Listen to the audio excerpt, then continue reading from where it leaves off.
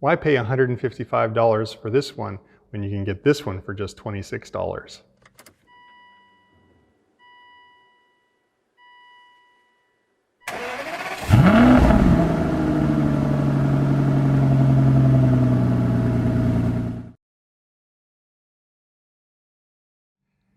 In this episode of Aston1936.com, I'm going to talk about a potential alternate air filter replacement you can use for the original OEM ones.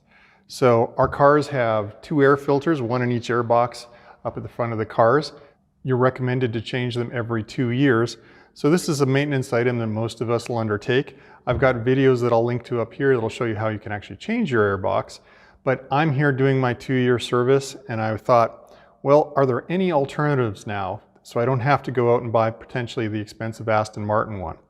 So this filter here, although it's a dirty one, and I have to put a shout out to thank Ken Lovejoy of Q's Workshop out near Santa Cruz, California, who sent me one. I've thrown away all my old ones, so I didn't have one to shoot this video with. So thanks, Ken, for bailing me out and sending this one to me for free. I owe you one.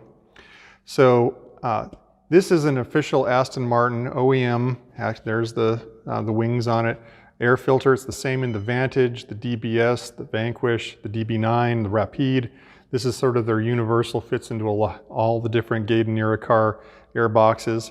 So this filter is part number 4G4601-AB-PK. And when you order that, you get a pair, you get a set of two, and that'll cost you $155 from an online source, or maybe even more from your local Aston dealer. And this one is made by a company called Blueprint. And Blueprint I heard about in the online forums for Aston stuff. And I think it's a company that's now owned by Bosch, but they basically make aftermarket direct replacement filters for different cars. And this one was designed specifically to replace the Aston Martin same part number that's here. So this is their part number ADJ132232. And this one for a pair of two costs $26 plus shipping. Now, these are made in somewhere in Europe, I think in Latvia. So the only place we can buy them in the United States, at least that I was able to find, was eBay. And lots of guys have been buying them on eBay. And all that means is it takes 3 to 4 weeks for it to ship to you. So I ordered a couple of sets so that I have ones I need now and ones I need 2 years from now. So let's take a look at the comparison of the filters. Obviously they look, if you come in close, like near identical. And honestly, I've measured them and compared them in many ways. They're the same height. They're the same diameter. I gotta be me, so I actually sat down and I counted the total number of pleats on each one. If you want to know, there's 132 pleats in an air filter. One of the differences I found is, now remember, this is a used old Aston Martin one, so pay no attention to the dirt.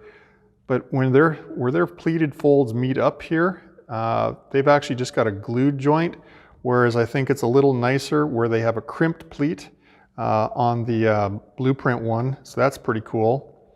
So same number of pleats, a nicer crimp, I think.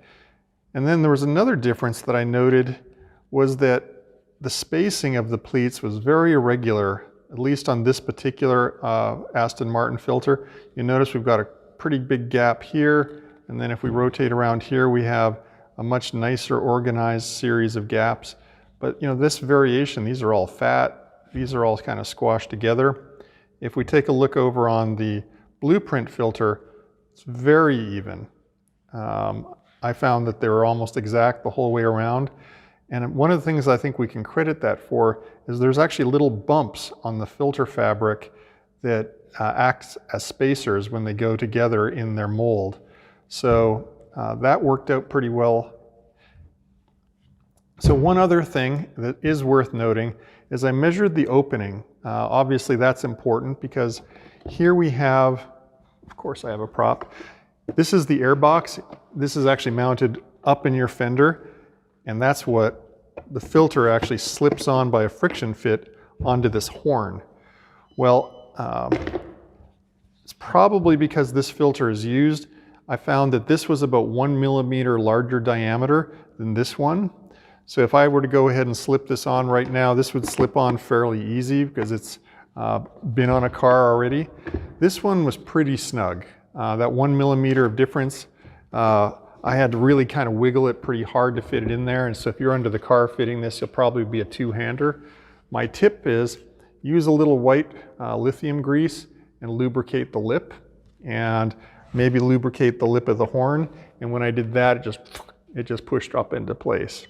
So I kind of put this in the no-brainer category. But the only thing you might sit there and pick at me at is, well, geez, you know, how many micron of filtration does this provide compared to how many micron filtration of this? Aston doesn't make their own filter. Somebody makes it for them. For all I know, it's the same company. You'd have to twist my arm pretty hard to convince me that that's going to make the difference. So for me, it's pretty easy. 26 bucks for a pair of these, or 155 bucks for a pair of these. So you can get almost 6 sets of these for the price of one of these.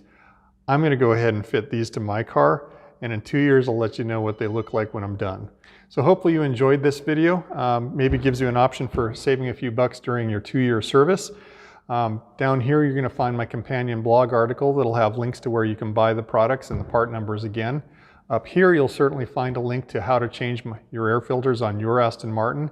Down here, if you like to get videos like this, please go ahead and subscribe, and you'll get automatically notified when a new video comes out. And as always, I love to hear your comments. Please leave those down below. Thanks for watching.